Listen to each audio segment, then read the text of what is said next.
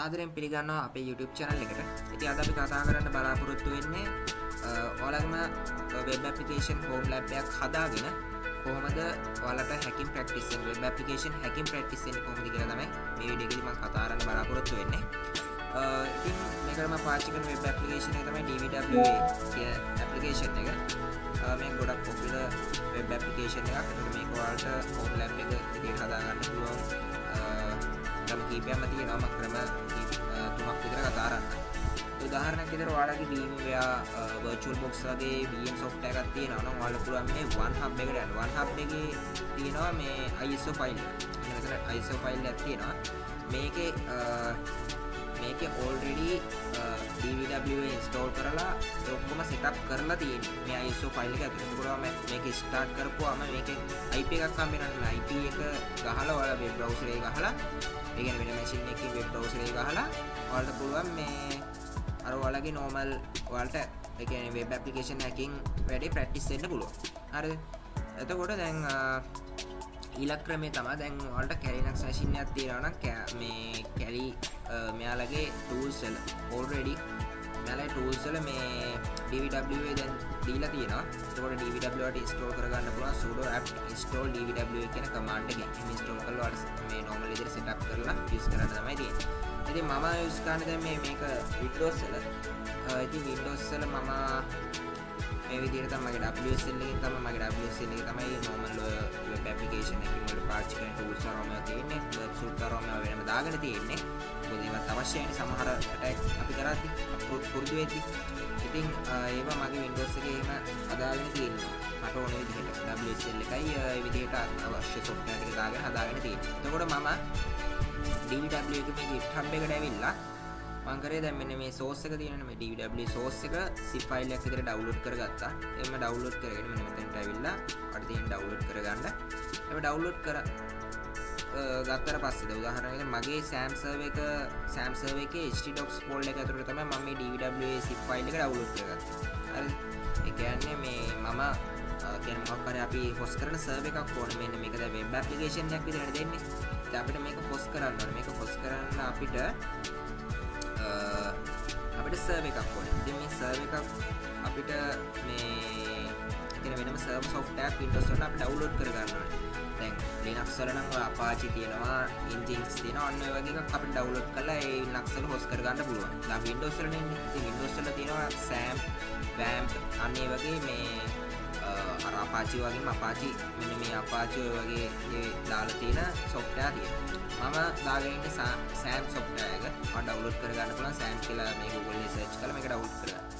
එහෙම download කරලා මේ මෙන්න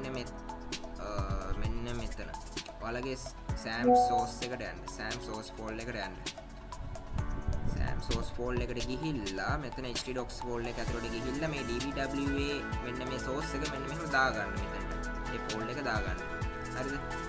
එහෙම දාගෙන ඔයාලට පොඩි setting ටිකක් හදාගන්න තියෙනවා. ඒ setting ටික තමයි ඔයාලා මෙතන දැන් config එකට යන්න. config එකේ දැන් මේ මගේ තියෙන විදිහට නෙමෙයි ඔයාලා download කරපු ගමන් තියෙන්නේ. ඔයාලට download කරපු ගමන් තියෙන මේ disk file එක විතරයි. ඔයාලට කරන්න තියෙන්නේ මේක rename කරගන්න. මෙන්න මේ .dist එක අයින් කරගන්න. මෙන්න මේ .dist කියන කෑල්ල අයින් කරලා එතකොට මේ config.inc.php විතරනේ තියෙන්නේ. මේ file එකනේ තියෙන්නේ. අන්න ඒ file එක open කරගන්න. edit එකකින් ඔයාලගේ තියෙන text set එකකින් open කරනවා. sublime එකකින් තමයි මේ open කරගත්තේ. එතකොට දැන් මගේ SAM server එකනේ මම දැන් මේක host කරලා තියෙන්නේ. මේකේ local host එකේ IP එක මෙතන දුන්නා. DB server එකට ඒක දෙන්නේ. DB database එක අපි DVWA මේක ඒ විදිහටම තියන්න.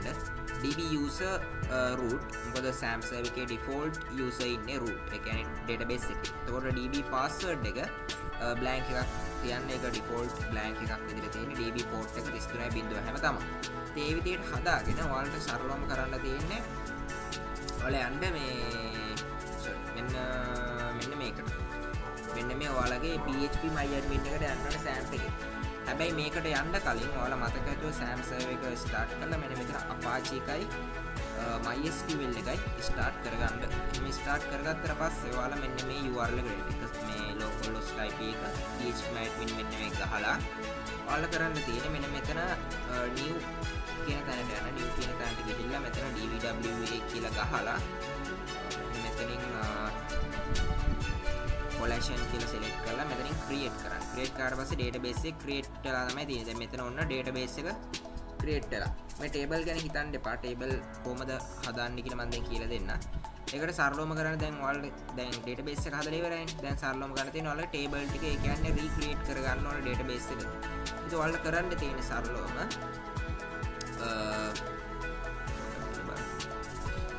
මේකේ setup එකක් තියෙනවා.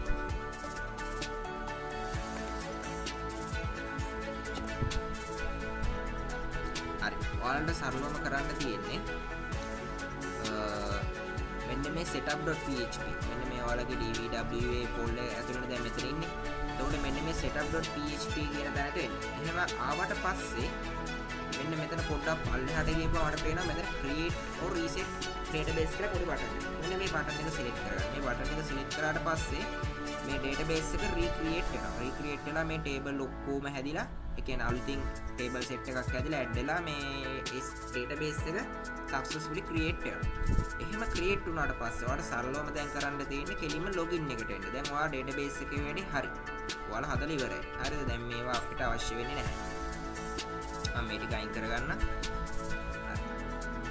ඔයාලගේ දැන් මේ විදිහට ඔයාලා login page එකට තමයි ඔයාලා redirect වෙන්නේ. ඔයාලගේ username password එක default username password එක තමයි dvwa password එකත් ඒක තමයි. sorry dvw නෙමෙයි admin password. මෙතන username එක විදිහට admin දෙන්න, මෙතන password එක විදිහට password. හරිද? simple සම්පූර්ණ simple. ඒක දීලා ඔයාලා login වුණා. හරිද? ඔන්න ඔය විදිහට තමයි ඔයාලට මේ dvw එක ඒ කියන්නේ ඒකේ අතුරු මූණත පෙන්නන්නේ. UI එක පෙන්නන්නේ. හරිද? ඉතින් මේකේ ඔයාලට පේනවා ඇති ඔයාලට ප්‍රැක්ටිස් වෙන්න පුළුවන් attacks කීපයක්ම තියෙනවා. brute force attack එකක් ප්‍රැක්ටිස් වෙන්න පුළුවන්. ඔයාලට මෙතනදී මේ brute force attack එකට Hydra වගේ already හදලා තියෙන tool එකක් පාවිච්චි කරන්න පුළුවන්. ඊට අමතරව ඔයාලා මොකක් කරේ Python වගේ programming language එකක් දන්නවනම් ඔයාලට පුළුවන් මේකට manual පොඩි tool එකක් හදන්න. හරිද? දැන් උදාහරණයක් විදිහට මම WSL එකේ මේ tool එකක් හදාගත්තා මේ විදිහට cat brute force.py කියලා. එතකොට අන්න මේ විදිහ එකක් හදාගත්තා. තව තියෙනවා command injection තියෙනවා, CSRF තියෙනවා, file inclusion තියෙනවා. මෙන්න මේ වගේ වෙන set එකක් තියෙනවා. XSS තියෙනවා. මේ වගේ වෙන vulnerability set එකක් තියෙනවා. ඔයාලට තියෙන්නේ මේවා practice වෙන්න. ඒ වගේම හොඳට මතක තියාගන්න මේක තියෙනවා dvwa security කියන එක. මම මේ tab එකට එනවා. මේ tab එකට ආපුවම ඔයාලට පේනවා ඇති මෙන්න මෙතන security level එකක් තියෙනවා. මේ low level එක කියන්නේ කිසිම security mesh එකක් හදලා නැහැ. කියන්නේ කිසිම security මේ දැන් උදාහරණයක් විදිහට මේ brute force එක හිතන්න.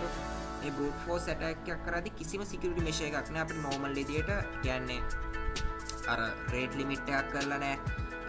rate limiting එකක් කරලා නැහැ. ඊට පස්සේ අර මේ CSRF token අරව මේවා දාලා නැහැ. ඒව කිසිම දෙයක් ගණන් ගන්න නැතුව normal කිසිම security mesh එකක් නැතුව තමයි ඒක හදලා තියෙන්නේ. මේ low security එකේ. හරිද?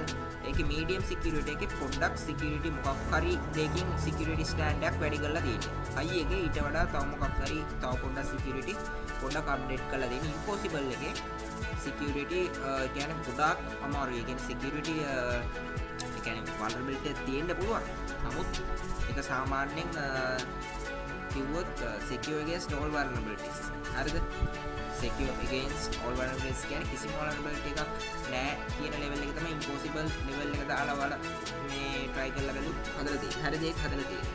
හැබැයි අපි දන්නවා අපේ hacking world එකේ කොහොමදත් secure against all vulnerabilities කියලා තිබ්බට ඔයාලා හොඳට මතක තියාගන්න hacking world එකේදී ඔයාලා දන්නවා zero day කියලා ඒවා තියෙනවා. ඒ කියන්නේ දැනට හඳුනාගෙන නැති යම්කිසි attack එකක් තියෙන්න පුළුවන්.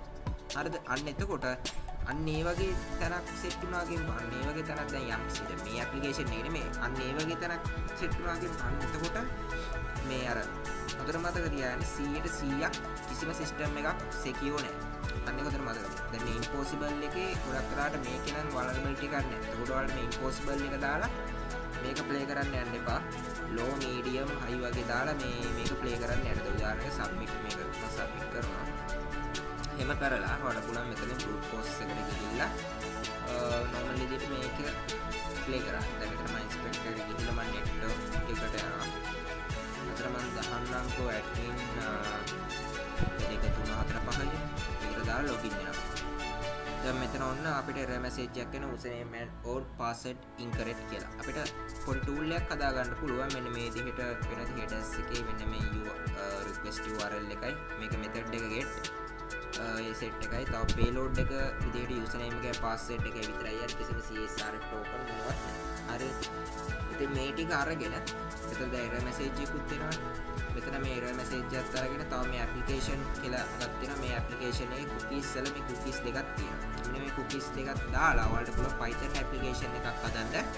මේක මේ පොඩි කියන්නේ ඔයාලගේම පොඩි word list එකක් හදලා මෙන්න මේ වගේ මෙන්න මේ විදිහට ඔයාලා පොඩි word list එකක් හදාගෙන ඔයාලගෙන් පොඩි tool එකක් හදන්න try එකක් දෙන්න. ඊට අමතරව Hydra වගේ default ඔය තියෙනවා පම්පරෝන අන්නේ වගේ tools පොඩක් use කරන්න බලන්න. එතකොට ඔයාලගේ tool usage knowledge එකත් වැඩි වෙනවා.